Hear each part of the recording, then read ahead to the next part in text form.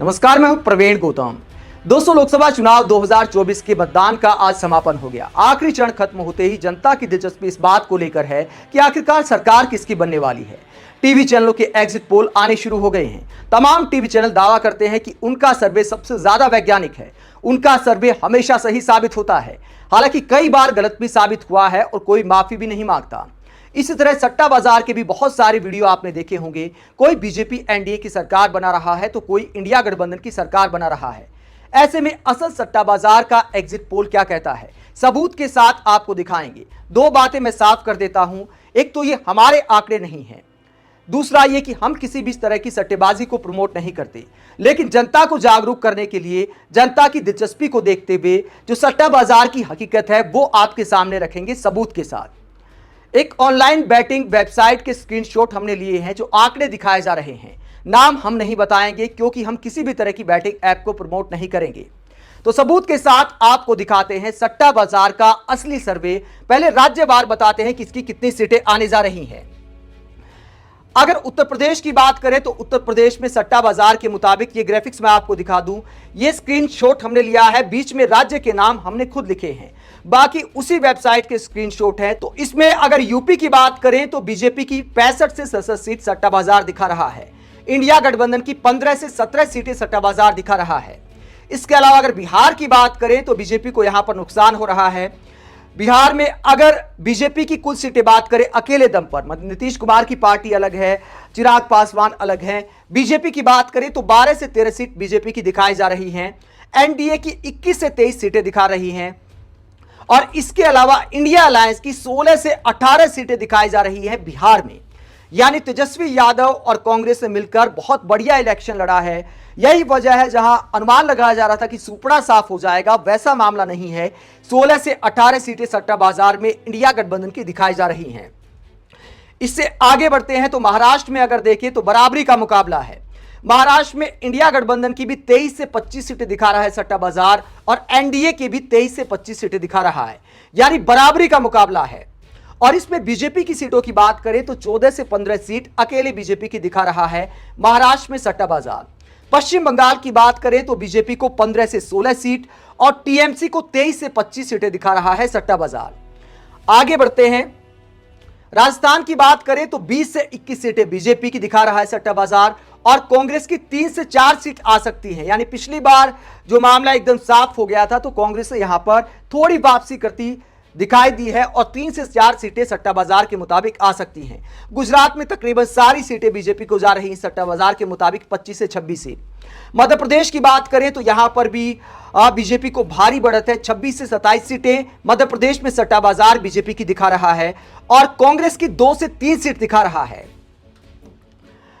आंध्र प्रदेश की बात करें तो यहां पर इंडिया अलायंस की 15 से 17 सीटें दिखा रहा है सट्टा बाजार और बीजेपी की 1 से 2 सीट।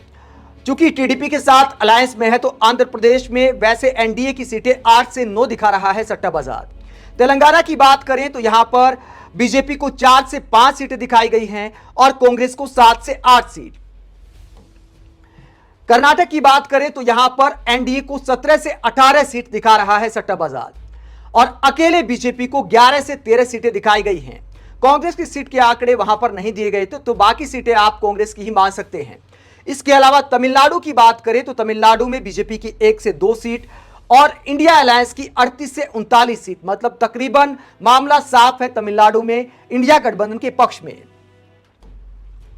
छत्तीसगढ़ की बात करें तो यहां बीजेपी को 9 से 10 सीट और कांग्रेस को 1 से 2 सीट दिखाई गई है, यानी पूरा मामला बीजेपी के फेवर में दिखाई दे रहा है। वहीं झारखंड की बात करें तो यहां बीजेपी को 8 से 9 सीट और इंडिया गठबंधन को 5 से 6 सीट दिखाई गई हैं सट्टा बाजार के आंकड़ों के मुताबिक। असम की बात करें तो बीजेपी को 7 से 8 सीट और कांग्रेस को 5 से 6 सीट दिखा रहा है सट्टा बाजार। उड़ीसा की बात करें तो यहां पर बीजेपी के पक्ष में 14 से 15 सीट का आंकड़ा दिया गया है। केरल में इंडिया गठबंधन 19 से 20 सीट दिखा रहा है, यानी मामला एक तरफा दिखाई दे रहा है। पंजाब की बात करें तो बीजेपी को 1 से 2 सीट दिखा रहा है सट्टा बाजार और इंडिया गठबंधन 12 से 13। हालांकि आम आदमी पार्टी और कांग्रेस यहां पर अलग अलग चुनाव लड़ रही हैं, लेकिन दोनों ही पार्टियों की सीट आने के आसार हैं। तो सट्टा बाजार के आंकड़े इकट्ठा दिखा रहा है इंडिया गठबंधन के 12 से 13 के आंकड़े। हरियाणा की बात करें तो बीजेपी की 6 से 7 सीट दिखा रहा है सट्टा बाजार। पिछली बार 10 की 10 सीटें जीती थी, यानी इस बार नुकसान हो रहा है। कांग्रेस की 3 से 4 सीट दिखा रहा है। दिल्ली की बात करें तो यहां पर 5 से 6 सीट बीजेपी के फेवर में दिखाई जा रही हैं और इंडिया गठबंधन को 2 से 3 सीट मिलने के आसार बताए गए हैं। तो ये आपने सट्टा बाजार की एक वेबसाइट के आंकड़े देखे कि किसको कितनी लोकसभा सीट राज्यवार मिलने के आसार हैं। हालांकि हर राज्य के आंकड़े उस वेबसाइट पर उपलब्ध नहीं थे, जो उपलब्ध थे वो हमने आपको दिखा दिए। और इस हिसाब से देखा जाए तो महाराष्ट्र में बीजेपी को भारी नुकसान होता दिखाई दे रहा है, बिहार में भारी नुकसान होता दिखाई दे रहा है, हरियाणा में भी कुछ सीटें घट सकती हैं, दिल्ली में भी कुछ सीटें घट सकती हैं। तो उत्तर भारत की अगर हम बात करें, हिंदी बेल्ट की अगर बात करें तो बहुत ज्यादा नुकसान बीजेपी का होता दिखाई दे रहा है। लेकिन कई दक्षिण के राज्यों में बीजेपी ने थोड़ा बहुत बेहतर किया है। इसके अलावा उड़ीसा जैसे राज्य में बीजेपी बेहतर कर रही है। बंगाल में भी बीजेपी को ज्यादा नुकसान नहीं हो रहा है। तो यह दिखाता है कि बीजेपी जहां पर थी वहीं पर होती दिखाई दे रही है और सट्टा बाजार भी यही भविष्यवाणी कर रहा है। अब आपको दिखाते हैं कि फाइनल आंकड़ा क्या दिया है सट्टा बाजार ने बीजेपी का। सट्टा बाजार की वेबसाइट के अनुसार 303 से 307 सीटें अकेले बीजेपी को मिल सकती हैं। बीजेपी सीट्स विदाउट अलायंस, मतलब बिना गठबंधन के बीजेपी की इतनी सीटें आने का आसार दिखा रहा है सट्टा बाजार। हालांकि इंडिया को कितनी सीटें मिलेंगी, एनडीए को कुल मिलाकर कितनी सीटें मिलेंगी, इसकी जानकारी कोई उपलब्ध अभी नहीं थी, तो वो हम आपको नहीं बता सकते। और एक बार फिर मैं ये बात क्लेम कर दूं कि ये हमारे आंकड़े नहीं हैं, ना ही हम ये दावा करते हैं कि ये सट्टा बाजार के सटीक आंकड़े हैं जो बिल्कुल 100% सही साबित होंगे। दोस्तों, सट्टा बाजार की एक हकीकत ये भी है कि टीवी पर जो माहौल बनाया जाता है उसका भी असर सट्टा बाजार पर पड़ता है। अगर चुनाव की शुरुआत देखें तो यही सट्टा बाजार शुरुआत में बीजेपी की अकेले दम पर 330 से ज्यादा सीटें दिखा रहा था और एनडीए की 350 से ज्यादा सीटें दिखा रहा था। लेकिन अब चुनाव खत्म होते होते बीजेपी की करीब 30 सीटें माइनस कर दी हैं। और सट्टा बाजार कई बार ऐसा भी गलत साबित होता है कि सारे अनुमान धराशायी हो जाते हैं। कुछ प्रतिशत वोट में ही सट्टा बाजार से लेकर एग्जिट पोल की हवा निकल जाती है।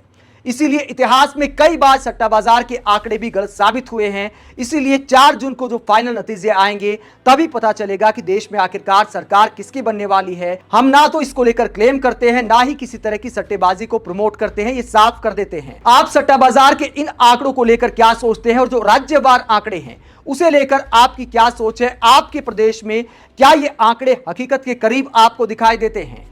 आप क्या सोचते हैं, 4 जून को यही नतीजे आएंगे या फिर बड़ा उलटफेर हो सकता है? हालांकि मल्लिकार्जुन खड़गे ने दावा किया है कि हमारे पास भी 295 प्लस का इनपुट आया है, इंडिया गठबंधन बाकायदा मीटिंग कर चुका है। वहीं जेपी नड्डा दावा करते हैं कि देश ने उनकी सरकार के पक्ष में जनादेश दिया है। किसका दावा आपको सही लगता है, किसके आंकड़े आपको सही लगते हैं? कमेंट बॉक्स में अपनी राय जरूर दें। अगर आप हमारी पत्रकारिता को पसंद करते हैं तो थैंक्स के ऑप्शन का इस्तेमाल करें, वीडियो को लाइक करें, चैनल को सब्सक्राइब करें। नमस्कार।